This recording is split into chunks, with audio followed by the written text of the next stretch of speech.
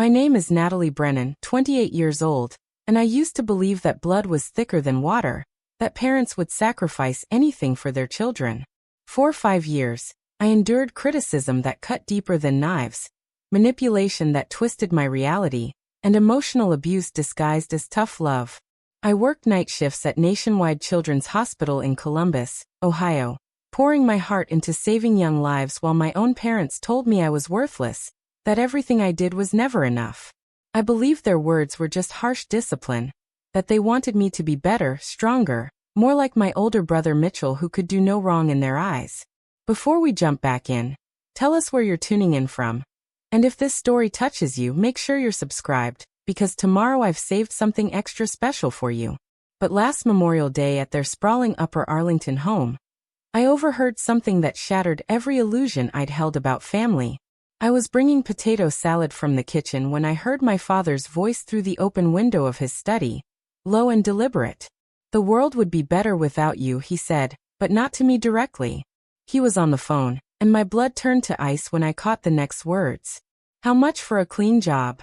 My mother's voice chimed in from somewhere in the room, sharp and venomous. "Make it look like an accident. She always drives that route home from the hospital." My hands trembled so violently that the bowl nearly slipped from my grip. They weren't just wishing me gone. They were hiring someone to make it happen. That moment split my life into before and after, forcing me into a desperate fight for survival that would expose the darkest secrets a family could hide. Growing up in Columbus, Ohio, I was always the disappointment. My brother Mitchell, 3 years older, was everything my parents wanted. A straight-A student who graduated top of his class from Ohio State, then went on to become a corporate lawyer at one of downtown Columbus's most prestigious firms. He drove a BMW, wore tailored suits, and showed up at family dinners with stories about closing million-dollar deals. I chose nursing, not because I couldn't do anything else, but because I genuinely wanted to help people. I graduated from Ohio State's nursing program with honors and landed a position at Nationwide Children's Hospital, one of the best pediatric facilities in the country. I thought my parents would be proud. Instead, my father, Richard Brennan, a retired Army colonel who ran our household like a military operation, looked at me with barely concealed disgust. "A nurse," he said when I told him about my acceptance. "You spent 4 years at university to empty bedpans."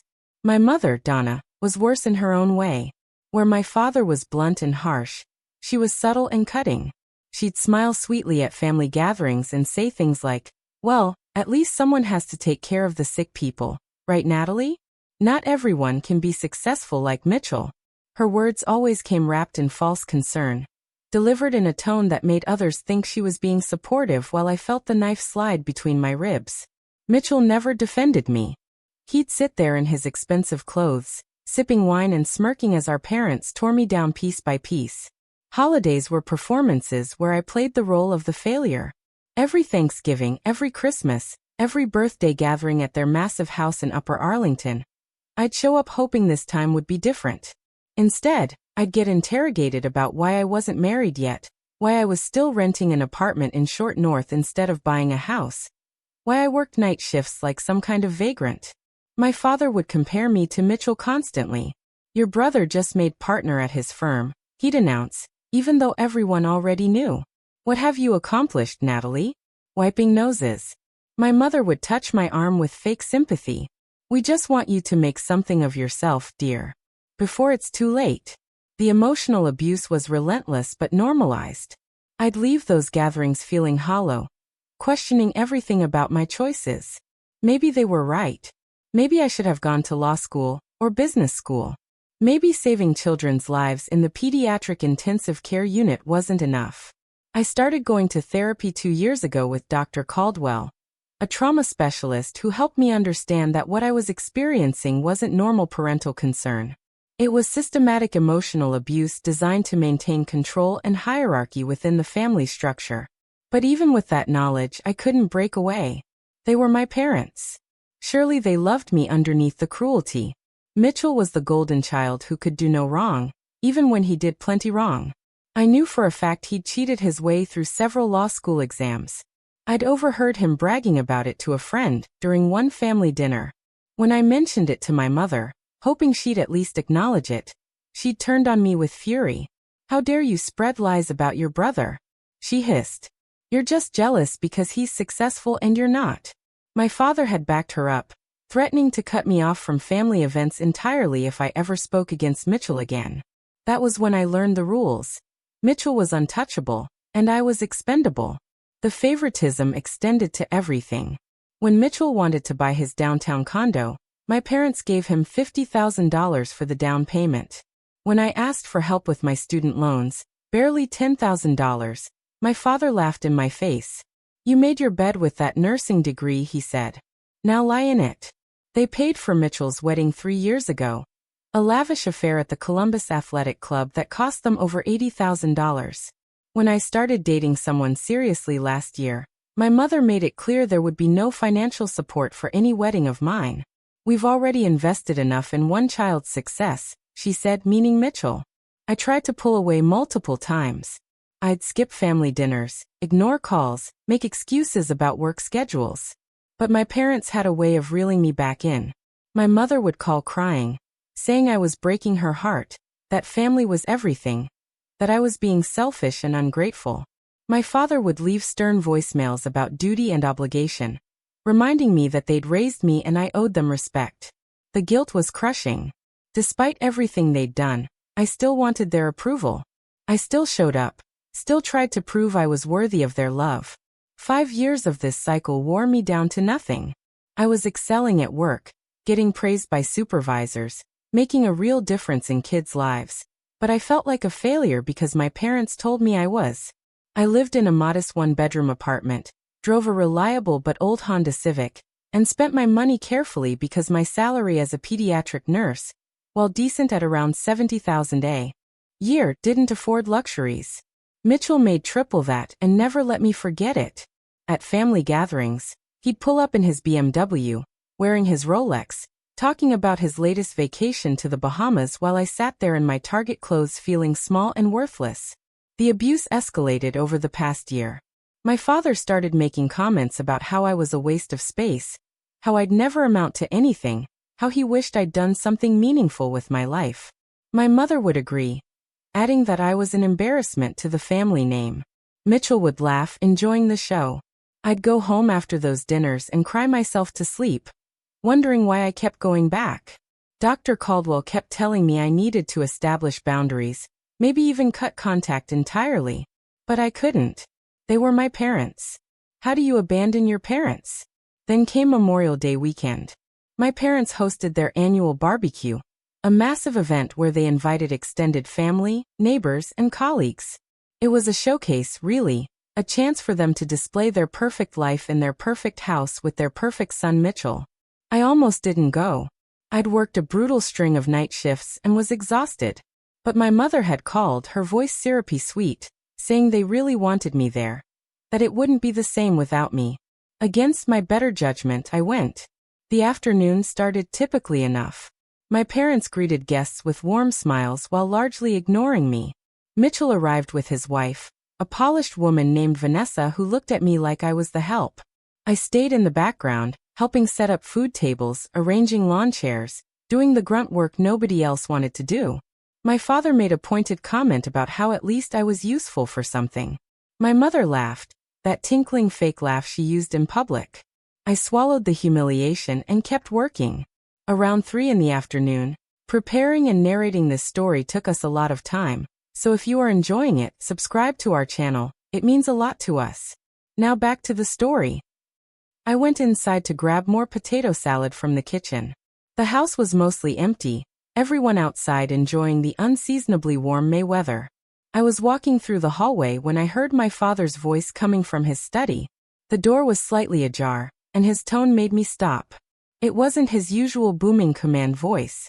It was quieter, more calculated, the voice he used when discussing serious matters.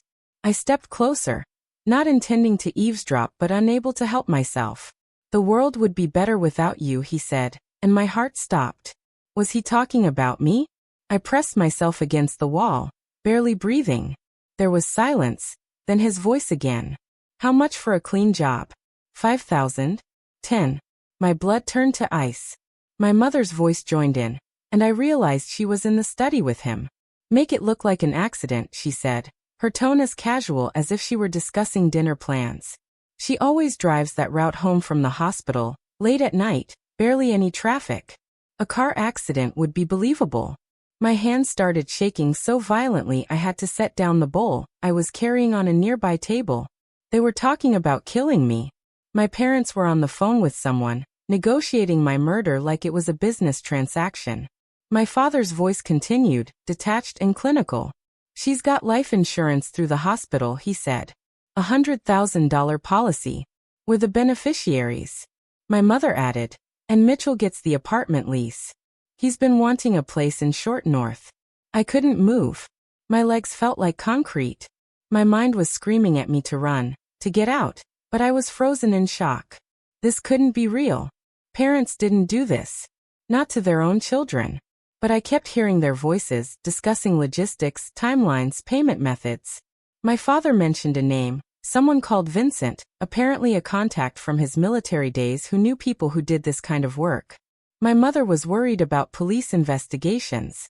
My father assured her it would be clean, professional, untraceable. I don't know how long I stood there in that hallway, paralyzed by the words coming from my father's study. Time seemed to stretch and compress simultaneously. My heart hammered so hard I thought it might burst through my chest. Every instinct screamed at me to run, but my body wouldn't cooperate. I heard my father end the phone call with a casual goodbye, as if he'd just been scheduling a plumber instead of arranging his daughter's death. My mother said something about getting back to the guests, and panic finally jolted me into motion. I grabbed the potato salad bowl with trembling hands and forced myself to walk toward the back door, trying to look normal even though I felt like I was drowning. My vision tunneled. The bright sunshine outside seemed obscene, wrong, like the world should be dark to match what I'd just discovered. I set the bowl on the food table with hands that shook so badly the dish rattled. My Aunt Beverly, my mother's older sister who rarely came to family events anymore, was standing nearby. She looked at me with concern, her eyes narrowing as she took in what must have been my ghostly pale face. "Natalie, honey, are you all right?" she asked, touching my arm. "You look like you've seen a ghost." I opened my mouth, but nothing came out. How do you tell someone that you just overheard your parents plotting your murder? The words seemed too insane to speak aloud. I mumbled something about not feeling well, about the heat getting to me.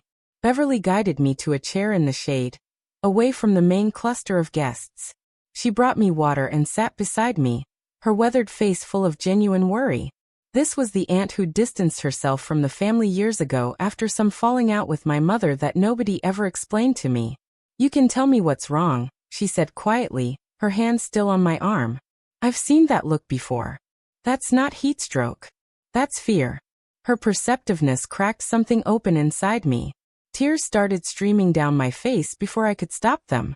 I pulled her closer, away from anyone who might overhear, and whispered what I'd heard. Every word felt like glass in my throat. Beverly's face went from concerned to horrified to absolutely furious in the span of seconds. She gripped my shoulders hard enough to hurt. "We're leaving right now," she said, her voice low and urgent. "Don't argue with me. Don't say goodbye to anyone. Just walk with me to my car like we're having a normal conversation." She stood up, keeping her body between me and the house, and we walked casually toward the front yard where cars lined the street. My legs felt disconnected from my body. I kept expecting my father to appear, to somehow know I'd overheard, to stop us. But we made it to Beverly's SUV without incident. She unlocked it quickly and practically pushed me into the passenger seat. As soon as we pulled away from the curb, I started hyperventilating. Beverly kept one hand on the wheel and one on my knee, talking me through breathing exercises while driving well above the speed limit through Upper Arlington's tree-lined streets. She took us to her home in Grandview Heights, a modest ranch house that felt like a different world from my parents' mansion. Her husband Raymond was in the garage working on something when we pulled in. One look at Beverly's face and he dropped his tools immediately. "Call Detective Donnelly," Beverly told him without preamble. "Tell him we need him here now. It's an emergency." Raymond didn't ask questions, just pulled out his phone and walked inside. Beverly got me into the house, sat me on the couch, and wrapped a blanket around me even though it wasn't cold. I was shaking uncontrollably, my teeth chattering.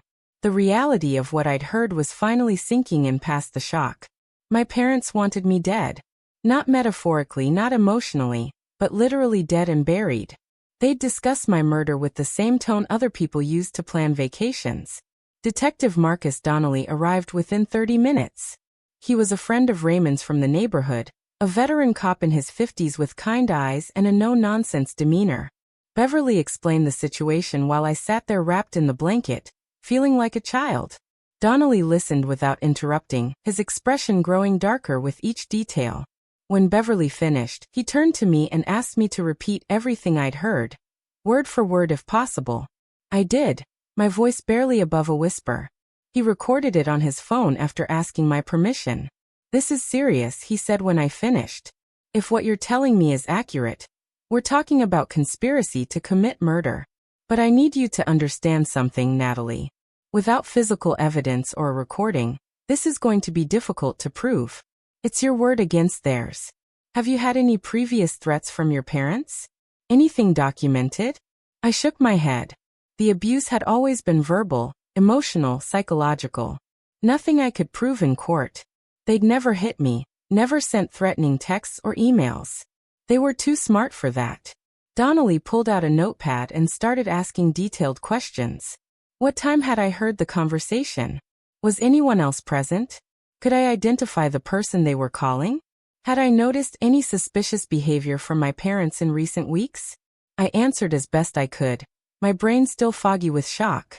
Beverly sat beside me the whole time, holding my hand. Raymond made coffee and brought me a cup with so much sugar it was almost syrup, but I drank it gratefully. The sweetness cut through some of the numbness. "I need to get a warrant for their phone records," Donnelly said, still writing. "And we need to find out who this Vincent character is. You said your father mentioned he was a military contact?" I nodded. My father had served in the Army for 20 years before retiring, and he still maintained connections with people from that life. He'd occasionally mention old buddies from various deployments, though he never gave many details. Vincent could be anyone from that network. "In the meantime, you can't go home," Donnelly continued. "If they're serious about this, and I believe you that they are, going back to your apartment would be dangerous. Do you have somewhere safe to stay?" Beverly immediately spoke up. "She's staying here with us. No arguments." Raymond nodded in agreement. Donnelly approved the plan, but warned me not to contact my parents, not to tell them where I was, not to give them any indication that I knew about their plans. "Let them think everything is normal," he said. "It'll buy us time to investigate." After Donnelly left with promises to start working on the case immediately, Beverly sat me down at her kitchen table and made me eat something. I hadn't realized I was starving until food appeared in front of me. She'd made scrambled eggs and toast, simple comfort food that I managed to get down despite my churning stomach. Raymond had gone back outside to give us privacy, but I could see him through the window, pacing and talking on his phone, probably filling in other family members about the situation. Beverly reached across the table and took my hand again. "I need you to understand something, Natalie," she said, her voice gentle but firm. "This isn't your fault. None of this is your fault. I know your parents have spent years making you feel like you're not good enough, like you're somehow defective or wrong. But the truth is they're the ones who are broken. Healthy parents don't do what they've done to you. And they certainly don't try to have their own child killed." Her words broke through the last of my defenses and I sobbed. Huge gulping cries that felt like they'd been trapped inside me for years. She got up and hugged me. This aunt I barely knew because my mother had kept her at arm's length my whole life. I learned later that Beverly had distanced herself from the family after witnessing how my parents treated me as a child. She tried to intervene once, tried to call them out on their favoritism and emotional abuse, and my mother had cut her off completely. They hadn't spoken in years except for obligatory appearances at major holidays. Beverly had been waiting for a chance to help me, and this horrific situation had finally given her that opportunity. That first night at Beverly and Raymond's house was surreal. They set me up in their guest room, a cozy space with blue walls and white curtains that smelled like lavender.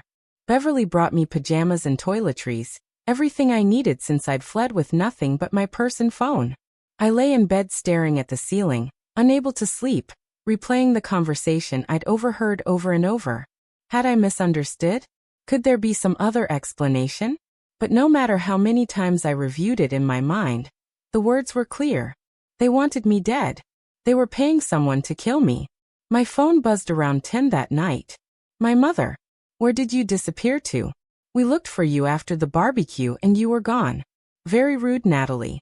Call me back. Her tone was annoyed but not suspicious. She thought I'd just left early, probably assumed I was being antisocial again, the weird daughter who never fit in. I didn't respond. Donnelly had been clear about maintaining no contact. More texts came through over the next hour. My father demanding I call them immediately. Mitchell asking where I was with a string of question marks. My mother again, this time with fake concern. We're worried about you, sweetie. Please let us know you're safe. The casual cruelty of that last message made me want to throw my phone across the room. Worried about me? They'd just hired someone to murder me and now they were pretending to care about my safety. It was gaslighting on a level I hadn't thought possible. Beverly came in to check on me and saw me staring at the messages. She sat on the edge of the bed and read them over my shoulder. Don't respond, she said firmly. Let them wonder. Let them worry. It's the least they deserve. Sleep finally came around 2 in the morning, fitful and filled with nightmares. I dreamed I was back at the house, walking down that hallway, but this time when I heard the conversation my father's study door swung open, and he was standing there with a gun. I woke up gasping, drenched in sweat. Beverly must have heard me, because she appeared in the doorway moments later with warm milk and a blanket. She didn't say anything, just sat with me until I calmed down, her presence solid and reassuring in the darkness. The next morning, Memorial Day itself, Donnelly called early. He'd started pulling strings, calling in favors with the department. He'd managed to get an emergency warrant approved for my parents' phone records based on my testimony and the credible threat to my life. It would take a few days for the records to come through, but it was a start. He also wanted me to come to the station to give a formal statement. Beverly drove me there mid-morning, holding my hand the whole way. The police station was busy despite the holiday. Donnelly met us in the lobby and took me back to an interview room. A sterile space with gray walls and a metal table. He had me go through everything again, this time with even more detail. What was my relationship with my parents like? Had there been any previous incidents that indicated violence or extreme hostility? Could I think of any reason why they'd want me dead beyond the life insurance money? I answered every question as thoroughly as I could, though it felt like reopening wounds that had never fully healed. The life insurance angle was particularly damning. I'd signed up for the policy when I started at the hospital 5 years ago. It was standard employee coverage, $100,000 with my parents listed as beneficiaries because I wasn't married and didn't have children. I'd never thought much about it. Now that policy was apparently worth more to them than my life. Donnelly made notes about that, saying it established clear motive. Combined with the conversation I'd overheard, they could potentially build a case. But he was honest with me about the challenges. Without a recording of the actual conversation, without evidence of money changing hands, without identifying and apprehending the person they'd allegedly hired, it would be difficult to make charges stick. My testimony was crucial but circumstantial. We need more, he said, his expression sympathetic. I know this isn't what you want to hear, but we need something concrete. I'm going to assign surveillance to your parents' house, see if we can catch them meeting with this Vincent person, or anyone else suspicious. In the meantime, you stay put at Beverly's. Don't go anywhere alone. Don't let anyone know where you are. Beverly took me back to her house, and I spent the rest of the day in a daze. Raymond had taken the liberty of calling my work and explaining that I had a family emergency and would need a few days off. My supervisor, a kind woman named Janet who'd always been supportive, told him to take all the time I needed and not to worry about anything. I was grateful for that small mercy.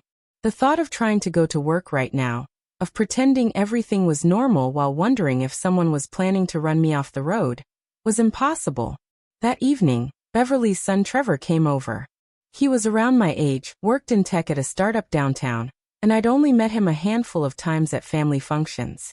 Beverly had filled him in on everything. He walked in carrying a laptop and immediately gave me a long hug. "I'm so sorry this is happening to you," he said. "Nobody deserves this, especially not from their own parents." He sat up at the dining room table and started explaining what he could do to help. Trevor specialized in cybersecurity and digital forensics. If my parents had communicated with this hitman through email, messaging apps, or any digital platform, he might be able to find traces of it. It wasn't exactly legal for him to hack into their accounts, but he made it clear he didn't care about legality when it came to protecting family. Beverly and Raymond didn't object. We were past the point of playing by normal rules. My life was at stake. Over the next 3 days, I lived in a strange limbo at Beverly and Raymond's house. I couldn't go to work, couldn't go home, couldn't live my normal life. I was essentially in hiding, waiting for the police to gather enough evidence to arrest my parents, or at least confront them. The texts from my family continued. My mother went from annoyed to angry to supposedly concerned, cycling through emotions designed to manipulate me into responding. My father's messages were terser, demanding I contact them immediately and respect their authority. Mitchell sent a few messages calling me dramatic and saying I was causing unnecessary stress for everyone. The irony wasn't lost on me. I was dramatic for disappearing after overhearing them plot my murder. They were casting themselves as the victims, as the worried parents whose ungrateful daughter had vanished without explanation. It was textbook narcissistic behavior, rewriting reality to suit their narrative. Dr. Caldwell, my therapist, called me after Beverly reached out to her explaining the situation. We did an emergency phone session where she helped me process the trauma and validated that my reaction was completely appropriate. "You're not crazy, Natalie," she said firmly. "You're responding rationally to an extreme threat. Trust your instincts. They've kept you alive this long." On the 4th day, Donnelly called with news. The phone records had come through. There was a call from my father's cell phone on Memorial Day afternoon, right around the time I'd overheard the conversation, to a burner phone number. The call lasted 7 minutes. Donnelly's team had been trying to trace the burner phone, but hadn't had success yet. It was likely a disposable device purchased specifically for criminal activity. However, the existence of the call corroborated my story. It proved my father had been on the phone at that exact time, talking to someone on an untraceable number. There was more. Donnelly had pulled my parents' financial records with another warrant. 3 days before Memorial Day, my father had withdrawn $10,000 in cash from their bank account. The withdrawal slip listed the reason as home repairs, but there was no evidence of any repair work being done on their house. That cash withdrawal, combined with the mysterious phone call, painted a damning picture. They were building a case, slowly but surely. Trevor had his own discoveries to share. He'd managed to access my father's email account through a security vulnerability and found several deleted messages from the weeks leading up to Memorial Day. The emails were vague but suggestive, references to old times and catching up, sent to an account under the name V. Mitchell. Trevor couldn't trace where that account was registered, but the timing was suspicious. My father rarely deleted emails. The fact that these particular messages had been scrubbed suggested he knew they were incriminating. Beverly sat with me while Trevor explained his findings. I felt validated and terrified in equal measure. Validated because there was evidence supporting what I'd heard, proof that I wasn't crazy or paranoid. Terrified because it meant this was real, that my parents had genuinely tried to arrange my death, and might still be trying. Donnelly had the surveillance team watching their house, but what if this Vincent person was already in motion? What if he was looking for me right now? That night, Beverly insisted I sleep in the master bedroom with her and Raymond while Trevor took the guest room. She didn't want me alone, didn't want me vulnerable even in their house. I felt like a child again, but not in the way my parents had made me feel small and worthless. This was different. This was being protected, being valued, being treated like my life mattered. It was a foreign feeling after so many years of emotional neglect. Raymond set up additional security measures around the house. Extra locks on doors, a security camera system he ordered overnight and installed himself, motion sensor lights in the yard.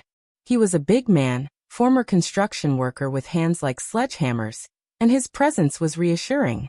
He told me more than once that nobody was getting to me while I was under his roof. I believed him. A week after Memorial Day, Donnelly called with the breakthrough we'd been waiting for. The surveillance team had photographed a man meeting with my father at a coffee shop downtown, a place called Stoff's near his old office. The meeting lasted 40 minutes. When the man left, the team followed him to a motel on the outskirts of Columbus, a rundown place that rented rooms by the week. They ran his license plate and got a hit. Vincent Moretti, a name that appeared in several criminal databases. He had a record, assault, weapons charges, suspected involvement in 2 unsolved homicides from years ago. He'd done time but had been out for 5 years, apparently working as muscle for hire. Donnelly's team raided the motel room that evening. They found weapons, burner phones, and most critically, a notebook with details about me, my work schedule, my route home from the hospital, a description of my car. The page was titled with my full name and the word contract. It was evidence of intent, proof that Vincent Moretti had been hired to harm me and was actively planning it. They arrested him on weapons charges, enough to hold him while they built the bigger case. Under interrogation, Moretti tried to play dumb at first. Then his lawyer advised him that cooperation might reduce his sentence. That's when he flipped. He admitted my father had hired him to kill me, paid $5,000 up front with another $5,000 promised after the job was done. Moretti still had the cash, bills that matched the serial numbers from my father's bank withdrawal. He provided details about the meeting, about the instructions he'd been given, about how it was supposed to look like an accident during my drive home from a night shift. With Moretti's confession and the physical evidence, Donnelly finally had enough to make arrests. He called me to explain what would happen next, gave me the option to be present when they brought my parents in or to stay away. I chose to stay away.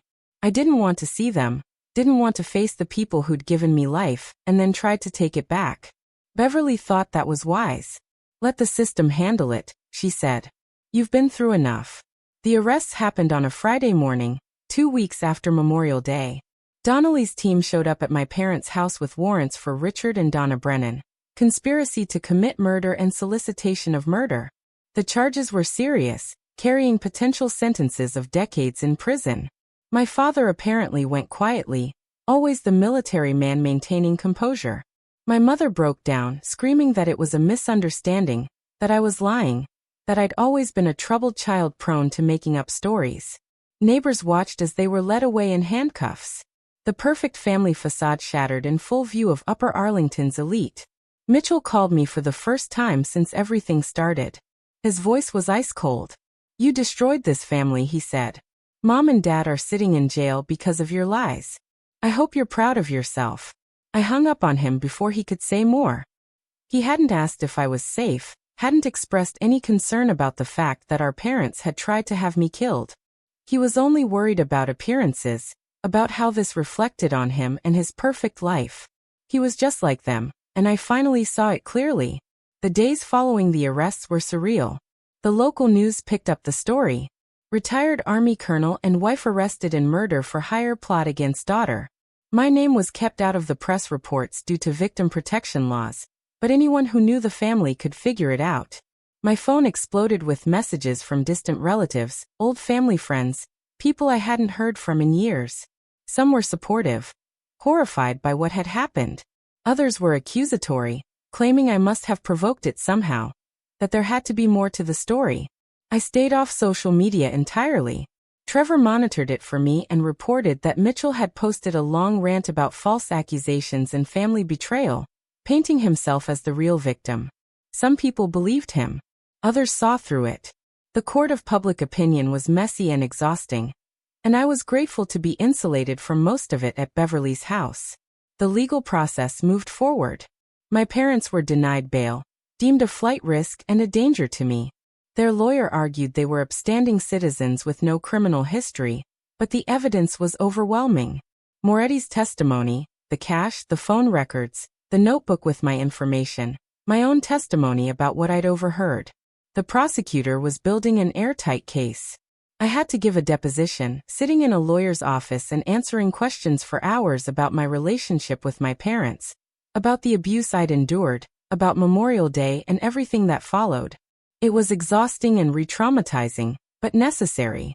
The prosecutor, a woman named Patricia Winters who specialized in violent crimes, was thorough and compassionate. She explained that my testimony would be crucial at trial, that I'd likely have to face my parents in court and repeat everything. The thought made me sick, but I agreed. They needed to be held accountable. Beverly and Raymond became my anchors through all of it. They never wavered in their support, never questioned my story, never suggested I was overreacting. Raymond joked that he'd always known my parents were cold people, but he never imagined they were capable of something like this. Beverly was less surprised. She'd seen glimpses of their true nature over the years, seen how they treated me compared to Mitchell. She tried to intervene when I was younger, and been shut out for it. Now she finally had the chance to protect me, and she wasn't letting go. Trevor helped me get a new phone number, new email addresses, helped me scrub my personal information from public databases. We were taking precautions in case there were others my parents might have contacted, though Donnelly assured me Eddie seemed to be their only hire. Still, paranoia had become my constant companion. Every car that drove past Beverly's house made me flinch. Every unexpected sound sent my heart racing. I started therapy sessions with Dr. Caldwell twice a week to process the trauma and develop coping strategies. 3 months after the arrests, I finally went back to work. The hospital had been incredibly understanding, holding my position and even sending flowers to Beverly's house with cards from my colleagues. Walking back into Nationwide Children's Hospital felt like stepping into a past life. Everything looked the same, but I'd changed fundamentally. I was jumpy, hypervigilant, constantly looking over my shoulder. My supervisor Janet pulled me aside the first day and told me to take things slow, that I could work reduced hours until I felt ready for full-time. Working with the kids helped more than anything else. Caring for sick children, holding scared toddlers during procedures, celebrating with families when their child got to go home healthy. It reminded me why I'd chosen this profession. My parents had always belittled my work, but these kids and their families saw value in what I did. They needed me. That realization was healing in ways I hadn't expected. The trial was set for 6 months after the arrests. Patricia Winters kept me updated on developments. My parents had initially planned to plead not guilty, to claim the whole thing was a misunderstanding, or that Moretti was lying. But the evidence was too strong. Their lawyer eventually advised them to take a plea deal. They refused at first, arrogant to the end, believing they could convince a jury of their innocence. Then Moretti agreed to testify in exchange for a reduced sentence, and the case against them became ironclad. 2 weeks before the trial date, they accepted the plea. Richard Brennan pled guilty to conspiracy to commit murder and solicitation of murder. Donna Brennan did the same.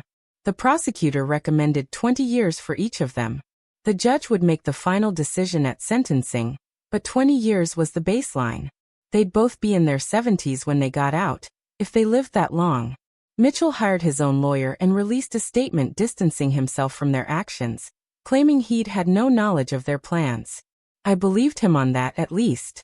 They probably hadn't told him because even they knew he'd see it as a liability to his reputation. The sentencing hearing was scheduled for a month later. I had the option to give a victim impact statement, to stand in front of the court and explain how their actions had affected me. Patricia encouraged me to do it, said it could influence the judge's decision and help me find closure. The thought terrified me. Standing in a room with my parents, looking at them while I described the damage they'd done, seemed impossible. But Beverly convinced me I needed to do it. "This is your chance to have the final word," she said. "Don't let them silence you one more time." I spent 3 weeks preparing my victim impact statement with Dr. Caldwell. We worked through draft after draft, refining what I wanted to say, making sure my words captured the full scope of the damage my parents had inflicted. It wasn't just about the murder plot. It was about 28 years of systematic emotional abuse, of being made to feel worthless, of watching them elevate Mitchell while crushing me under impossible expectations. The murder plot was merely the horrifying culmination of a lifetime of them treating me as expendable. The day of the sentencing hearing arrived on a cold November morning. Beverly drove me to the courthouse, her hand gripping mine the entire way. Raymond sat in the back seat, his solid presence comforting. Trevor had taken the day off work to come support me. Even my supervisor Janet from the hospital showed up. sitting in the gallery with several of my nursing colleagues who wanted me to know I wasn't alone. Dr. Caldwell was there too, giving me an encouraging nod as I walked past. The courtroom was packed with people, some I recognized from family gatherings, others who were likely press or curious onlookers drawn by the sensational nature of the case. My parents sat at the defense table in their orange jumpsuits, looking smaller somehow than I remembered. My father's military posture was gone, his shoulders slumped. My mother's perfectly styled hair had grown out gray at the roots, her makeup-free face showing every line of stress. They didn't look at me when I entered. Mitchell sat in the front row behind them, his expression cold and detached. He'd worn an expensive suit to the hearing, maintaining appearances even here. When our eyes met briefly, there was nothing but hostility in his gaze. The judge, an older woman named Constance Harper with a reputation for being firm but fair, called the court to order. She reviewed the case details, the charges, the plea agreement. Then she invited me to give my victim impact statement. Patricia Winters walked me to the podium, her presence steadying. I unfolded the papers with shaking hands and began to read. My voice was quiet at first, barely audible. The judge asked me to speak up. I took a breath and started again, louder this time, forcing myself to project. I told the court about growing up as the invisible child, the one whose accomplishments were never good enough, whose chosen career was mocked and belittled. I described family dinners where I was systematically torn down while Mitchell was praised for the smallest things. I talked about the financial disparity, how they'd funded his life while refusing to help me with even modest requests. I explained how they'd conditioned me to believe I was inherently flawed, unworthy of love or respect. Then I described Memorial Day, walking through their house with potato salad, hearing those chilling words through the study door. I recounted the conversation in detail, my father's clinical tone discussing payment for a clean job, my mother's casual suggestion to make it look like an accident. I told the court about the terror I'd felt, the way my entire reality shattered in that moment. I explained how I'd been forced into hiding, unable to work or live normally, constantly looking over my shoulder wondering if someone was coming to kill me. My parents still didn't look at me. My father stared straight ahead, jaw clenched. My mother dabbed at her eyes with a tissue, but I couldn't tell if the tears were genuine or performative. I continued, my voice growing stronger as I spoke. I told the court about the life insurance policy they'd planned to collect, about how they'd valued $100,000 more than their daughter's existence. I described the notebook Vincent Moretti had kept with my personal information, the proof that someone had been actively planning my death. I talked about the aftermath, the months of therapy needed to process the trauma, the nightmares that still woke me up gasping. I explained how I'd lost trust in people, how every relationship now felt potentially dangerous, how I questioned my own judgment constantly, because I'd failed to see the true nature of the people who raised me. I described returning to work and struggling to focus, fighting through panic attacks in hospital bathrooms, forcing myself to function when all I wanted was to hide. Then I looked directly at my parents for the first time since entering the courtroom. My father finally met my eyes, his expression unreadable. My mother looked away immediately. I told them, speaking to them rather than the court now, that they'd stolen my sense of safety in the world. They'd taught me that family meant nothing, that blood ties were meaningless when weighed against convenience and money. I said they'd failed at the most basic duty of parents, which was to protect and nurture their child. Instead, they'd spent my entire life tearing me down. And when that wasn't enough, they'd tried to erase me completely. My voice cracked as I finished. I told the court that no sentence could undo the damage they'd caused, but I hoped it would at least prevent them from hurting anyone else. I folded my papers and walked back to my seat on trembling legs. Beverly wrapped her arm around me immediately. Tears were streaming down my face, but I felt lighter somehow, like I'd finally said everything that needed to be said. Judge Harper thanked me and called for a brief recess. When court resumed, she addressed my parents directly. She spoke about the profound betrayal they'd committed, about how parents were supposed to be a child's first source of safety and love. She referenced case law about family violence and the particular heinousness of parents harming their own children. She noted that while the murder plot had been stopped before completion, the intent was clear and the planning was detailed. They'd hired a known criminal, provided payment, and given specific instructions about how to kill me. The judge sentenced Richard Brennan to 25 years in state prison without possibility of parole for 15 years. She sentenced Donna Brennan to the same. The extra 5 years beyond the prosecutor's recommendation was because the judge wanted to send a message about the severity of their crimes. My father's face remained impassive, but my mother broke down sobbing. Their lawyer asked if they could make statements. The judge allowed it. My father stood, his voice still carrying that military authority even in an orange jumpsuit. He said he took full responsibility for his actions and understood the court's decision. He didn't apologize to me directly, didn't even acknowledge my presence. It was a statement designed to preserve his dignity, nothing more. My mother's statement was different. She turned to face me, tears streaming, and said she was sorry, that she loved me, that she'd made a terrible mistake. The words rang hollow. This was the same woman who'd suggested making my death look like an accident, who'd discussed timing and logistics with the detachment of planning a grocery trip. I didn't react to either statement. I sat quietly with Beverly's hand in mine, and let their words wash over me without impact. They'd lost the power to hurt me further. Judge Harper thanked them and concluded the hearing. Court officers led my parents away through a side door. Mitchell stood and left without looking at me once. Several family members who'd sat on their side of the courtroom followed him out, casting judgmental looks my way. Let them judge, I thought. I knew the truth. Outside the courthouse, Patricia Winters congratulated me on my statement. She said it had been powerful and had likely influenced the judge's decision to exceed the recommended sentence. Reporters tried to approach, shouting questions about how I felt, whether I'd forgiven my parents, if I had anything to say to them. Beverly and Raymond formed a protective barrier, while Trevor brought the car around. We drove away from the chaos, leaving the courthouse and that chapter of my life behind. The months that followed were about rebuilding. I'd been living with Beverly and Raymond for nearly 8 months at that point, and while they insisted I could stay as long as I needed, I wanted my own space again. I'd been too afraid to return to my old apartment in Short North, the place my parents had known about, where Moretti had watched my comings and goings. Instead, I found a new apartment in German Village, a charming neighborhood with brick streets and historic homes converted into modern units. Trevor helped me set up extensive security measures. Cameras, reinforced locks, a direct line to a security company that would respond within minutes. It was more than most people needed, but my definition of safety had fundamentally changed. I needed to know I was protected. My first night alone in the new apartment was terrifying. Every sound sent my heart racing. I called Beverly 3 times before midnight.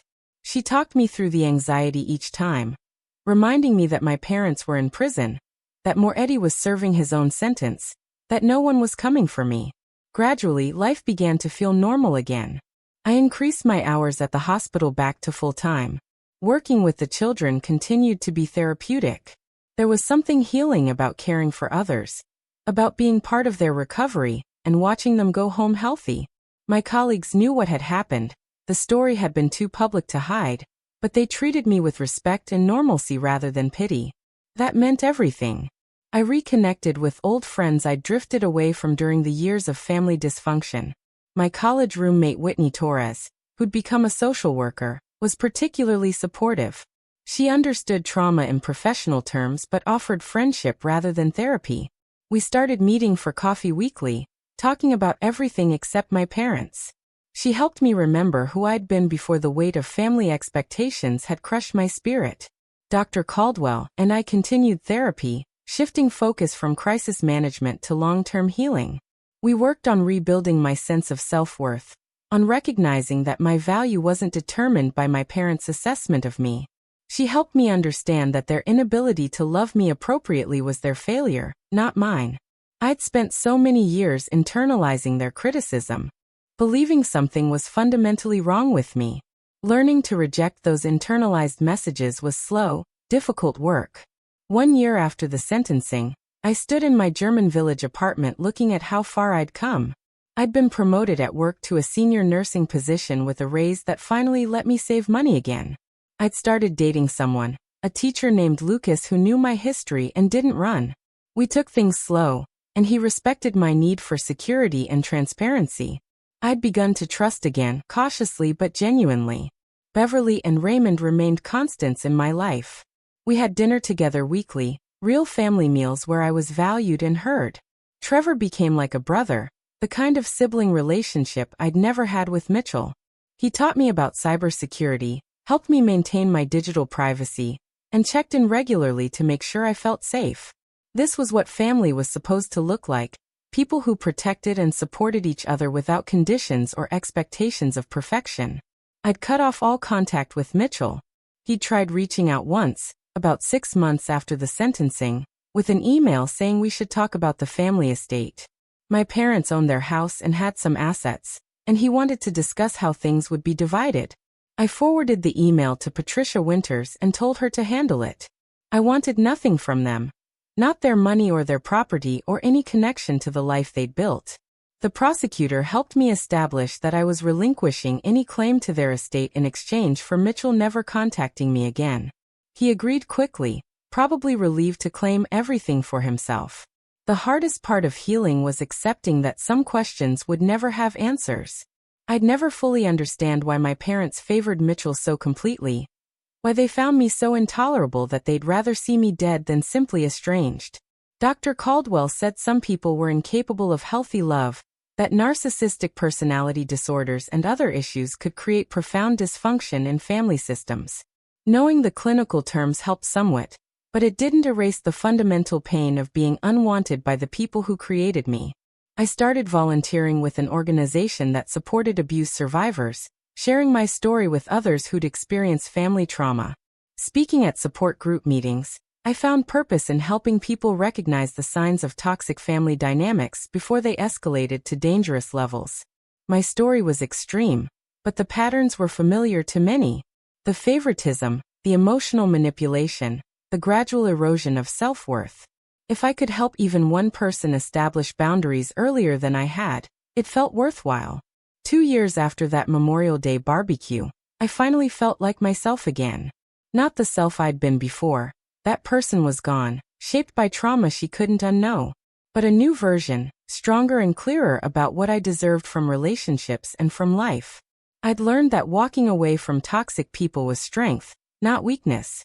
I'd learned that family could be chosen, not just assigned by blood.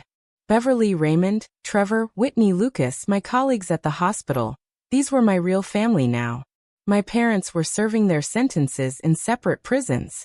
I received occasional updates through the victim notification system, but never visited or communicated with them directly. My mother had tried sending letters through her lawyer, asking for forgiveness and a chance to explain. I returned them unopened. My father never reached out, maintaining his cold silence even from behind bars. Mitchell occasionally appeared on my social media feeds, living his life as if nothing had happened, still working at his firm, still projecting success. I'd blocked him, but mutual acquaintances sometimes mentioned him. I felt nothing when I heard his name, complete indifference. The biggest lesson I carried forward was about boundaries and self-protection. For years, I'd believed family loyalty required endless sacrifice, that I had to accept mistreatment because they were blood. The murder plot had been horrifying, but in a twisted way it had also been clarifying. It had forced me to finally see the relationship for what it was, to stop making excuses and hoping for change.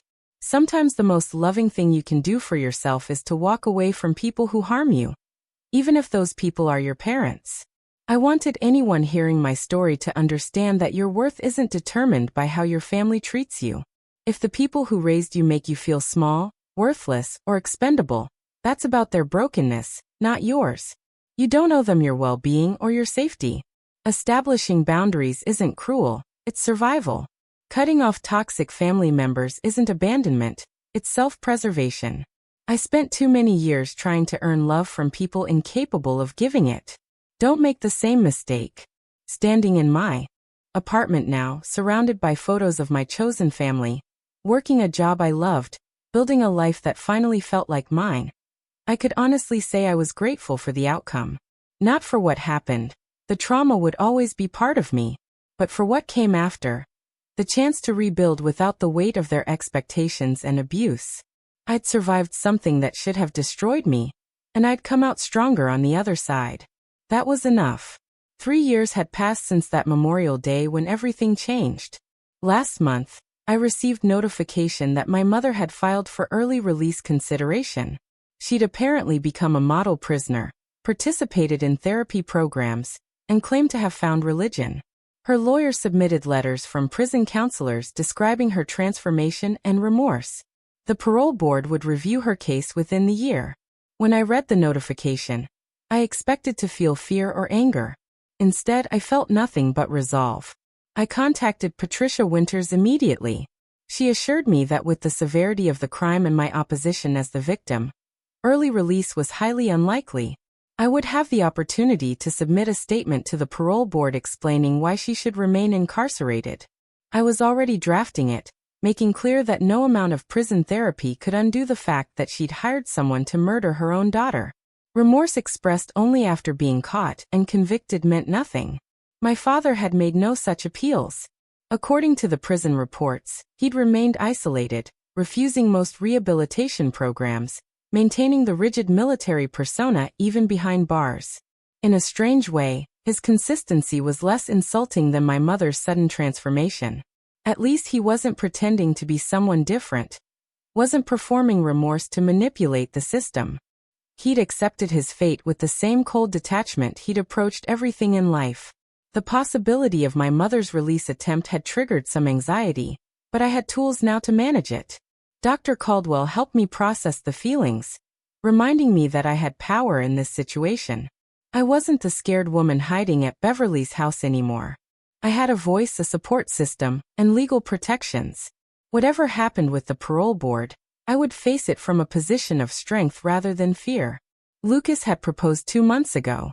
We were taking our time planning the wedding. Nothing elaborate, just close friends and chosen family. Beverly would walk me down the aisle. Trevor would be in the wedding party. My nursing colleagues were throwing me a shower next month. This was the life I'd built from the ashes of the old one, and nobody from my past could take it away from me. I'd learned the most important lesson of all. You can't choose the family you're born into, but you can absolutely choose the family you keep. And sometimes, saving yourself means letting go of people who were supposed to love you but never learned how. Up next, you've got 2 more standout stories right on your screen.